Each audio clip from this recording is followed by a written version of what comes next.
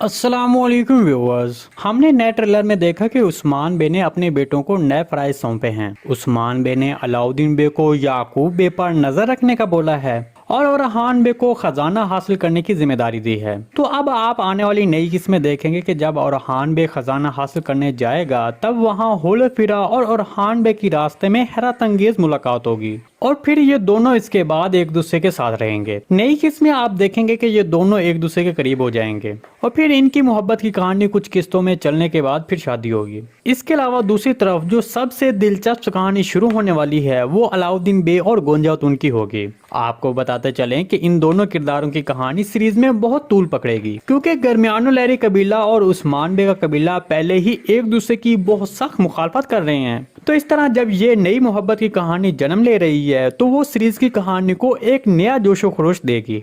नए ट्रेलर में आपने देखा कि जब अलाउद्दीन बे और गोंजातून एक दूसरे को रास्ते में मिलते हैं तो इनके दरमियान थोड़ी बहुत तलक कलामी होती है। तब वहाँ अलाउद्दीन बे गोंजातून को कहता है कि क्या तुम मुझे पसंद करने लग गई हो। दरअसल ये बात अलाउद्दीन बे गोंजातून को तंज करते हुए कहेगा क्योंकि अलाउद्दीन बे जहाँ जाता है वहाँ गोंजातून सामने आ जाती है और उसके काम में मुदाखलत करती है। इसी वजह से अलाउद्दीन बे गोंजातून पर तंज करेगा। ताहम इस वजह से और इस बात से गोंजातून चौंक जाएगी और थोड़ी नरम पड़ सकती है, जिसके बाद उनकी मोहब्बत की कहानी शुरू हो सकती है। जो भी हो, आने वाली किस्में इनकी कहानी भी शुरू हो जाएगी। दूसरी तरफ उस्मान बे संजाक्सिस के पास जाएगा और ओरहान बे के साथ जो हुआ उसका हिसाब लेगा। इसके अलावा मुझे लगता है कि आने वाली किस्में संजाक्सिस का झुकाव उस्मान बे की तरफ हो सकता है क्योंकि उस्मान बे उनको अपने दलाइल से या फिर किसी भी बड़ी ऑफर से उनको अपनी तरफ रागिब करने की कोशिश करेगा। और आप जानते हैं कि उस्मान बे इस काम में बहुत माहिर हैं। वो किसी भी दुश्मन को अपनी तरफ अपने दलाल से रागिब कर लेते हैं। नए ट्रेलर में हमने देखा कि याकूब बे ने जहर कुताई के इकदाम के बाद उस्मान बे को एक बार फिर एक और इकदाम करके मुश्किल सूरत हाल में डालने की कोशिश की है। याकूब बे ने उस्मान बे के किले पर कब्जा कर लिया है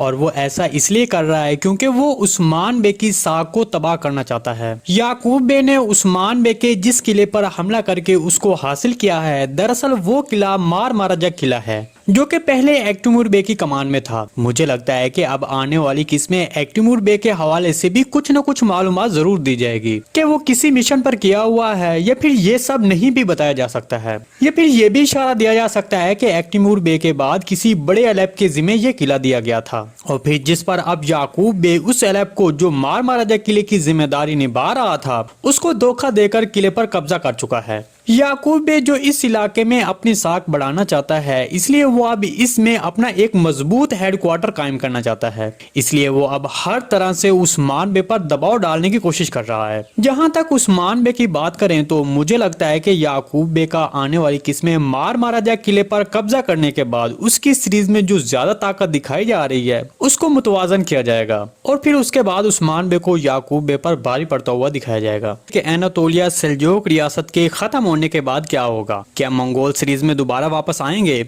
और इसके अलावा मंगोलों की तरफ से कौन सा अमीर सामने आएगा। व्यूअर्स, आपको बताते चलें कि अब जो सीरीज में तारीख चल रही है वो 1308 की है। हमने ये इस तरह अंदाजा लगाया क्योंकि सेल्जोक सल्तनत के आखिरी सुल्तान सुल्तान मसूद की मौत 1308 में हुई थी, जो कि अब सीरीज में भी इसके बारे में बताया गया है। सुल्तान मसूद की मौत की सही तारीख 1308 है।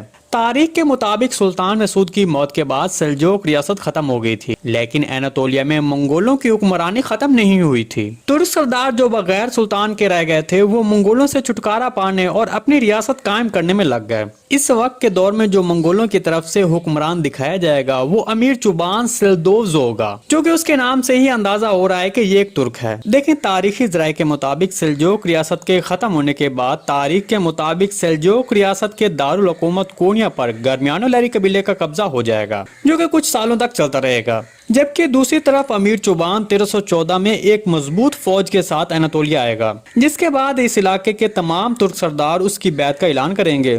लेकिन सिर्फ एक कबीला जो कोनिया पर काबिज था उसने अमीर चुबान की बैत नहीं की, जिसके बाद जब अमीर चुबान ने अपनी फौज के साथ कोनिया पर चढ़ाई की तो गरमियानो लहरी कबीला वहां से फरार हो गया। अमीर चुबान के एनातोलिया में कुछ अरसे रहने और वहां निजाम कायम करने के बाद उसने अपने बेटे तैमूर ताश को एनातोलिया का गवर्नर मुकर्रर किया और फिर वो वापस चला गया।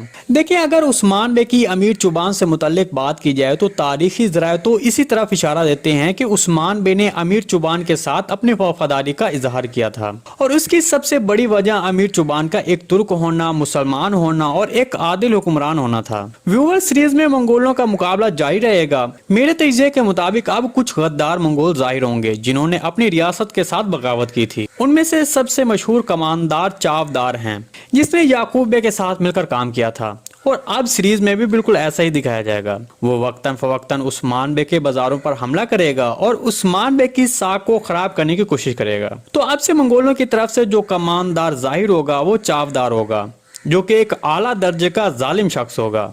लेकिन दूसरी तरफ अमीर जुबान और उस्मान बे के दरमियान अच्छे ताल्लुकात दिखाए जाएंगे। जी दोस्तों, आज की वीडियो बस यहीं तक थी। उम्मीद है आपको पसंद आई होगी। अगर हमारी वीडियो आप तक बर वक्त नहीं पहुंच रही तो हमारे चैनल को सब्सक्राइब कर लें और बेल आइकन लाजिम प्रेस कर लें, ताकि हर आने वाली नई वीडियो की नोटिफिकेशन आप तक बर वक्त पहुंचता रहे। वीडियो अच्छी लगी तो इसको लाइक शेयर कर दें। मिलते हैं किसी नई वीडियो के साथ, तब तक के लिए अल्लाह हाफिज।